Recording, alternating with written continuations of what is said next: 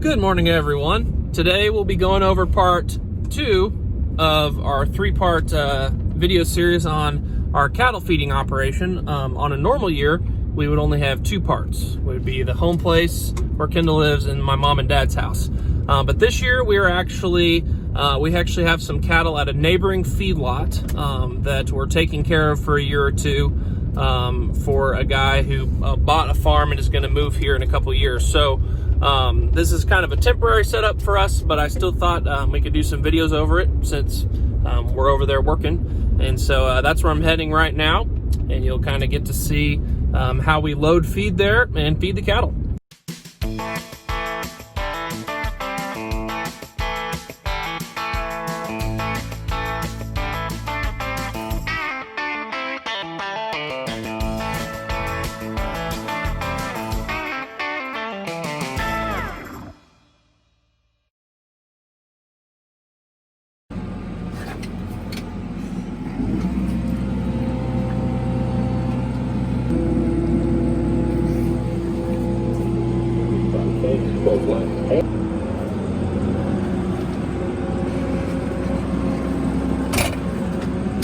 So we're feeding about a couple hundred head of cattle here, and I'm gonna show Nathan loading the feed mixer with our Bi-Directional over here. This is the setup we normally have at my mom and dad's house, but this feedlot's a little bigger, so we're using it this year. So the first ingredient Nathan's putting in is some ground hay. That's what this pile is. So this was a bunch of alfalfa hay bales that were ground up by our hay grinder, and we grind them up so that they mix easier in the feed mixer. And I'll put a little clip of what it looks like when we grind hay right after this.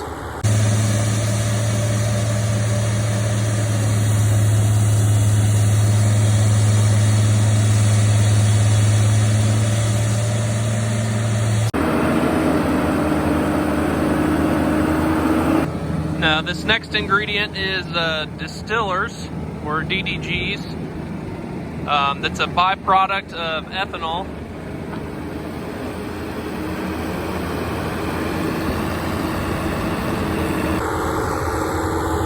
We have these distillers brought to us in semi-trucks from our ethanol plant about 40 miles away from here. So we get a delivery of distillers every couple weeks, depending on how many cattle we're feeding.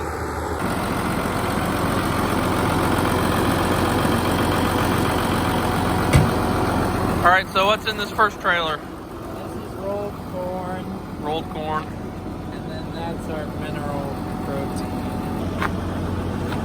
Real high tech here. I said it was just temporary.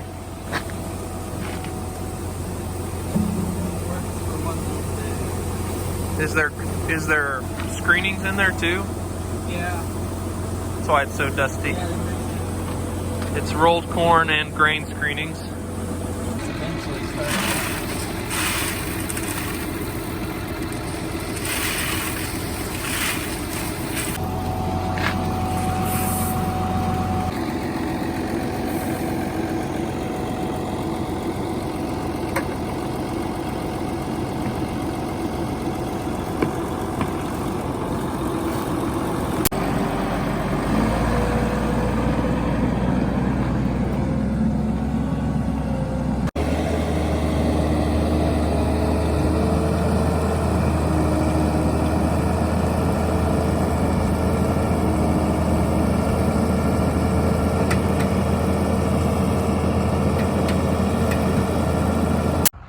It's a frosty morning this morning.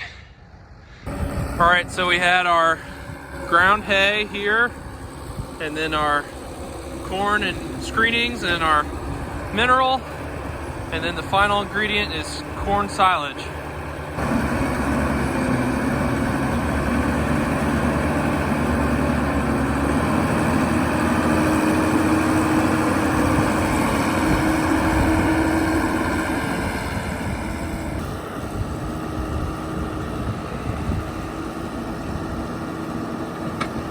So the the Bi-Directional, obviously not as fast as our big payloader, wheel loader with the big bucket, but it does a really nice job for us.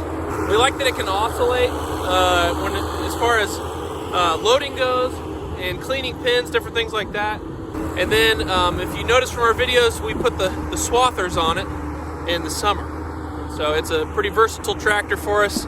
It swaths hay in the summer, and then we use it to load feed in the winter. So the feed mixer is mixing right now, and Nathan's putting the tractor away.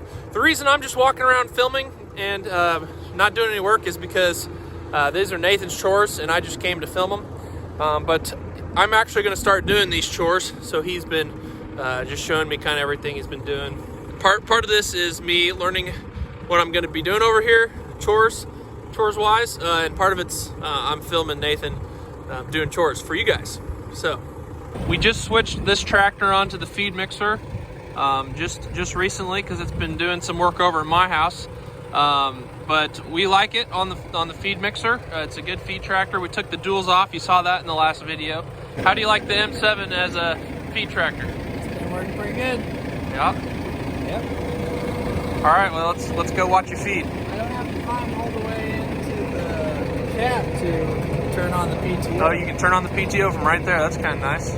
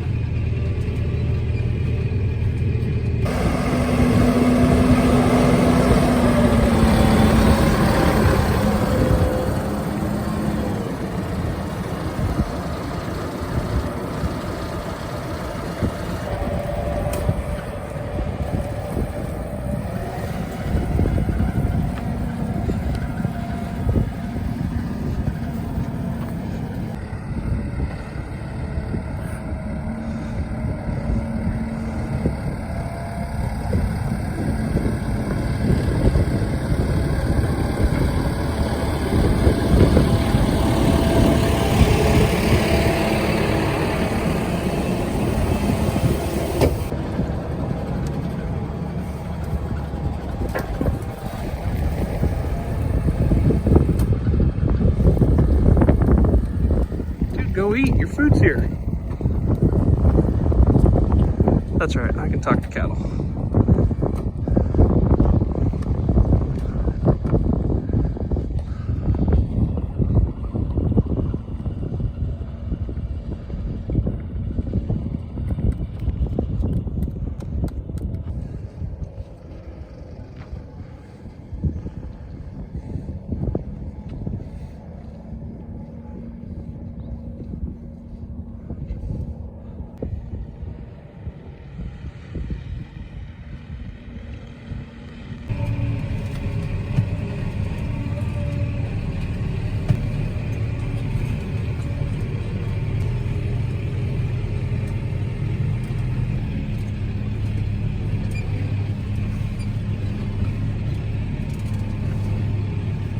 All right, done with morning chores. Yep. Thanks for doing all the work. Yep. I just held the camera. No problem. Thanks for doing all the camera work. No problem. Well, I hope you guys enjoyed that vlog with the Bi-Directional, because that will be the last video of ours that the Bi-Directional will be in. This is probably very sad news. We know that there are some big fans of the Bi-Directional. It's been in our videos since we started back in 2012. So we sold it, a couple days ago?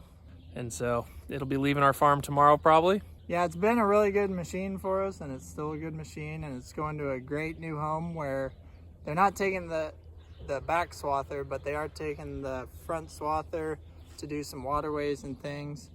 We are gonna go to a rotary mower conditioner and this next summer, just because of the maintenance of two sickle heads and as much sedan grass and bigger, thicker stuff we're doing.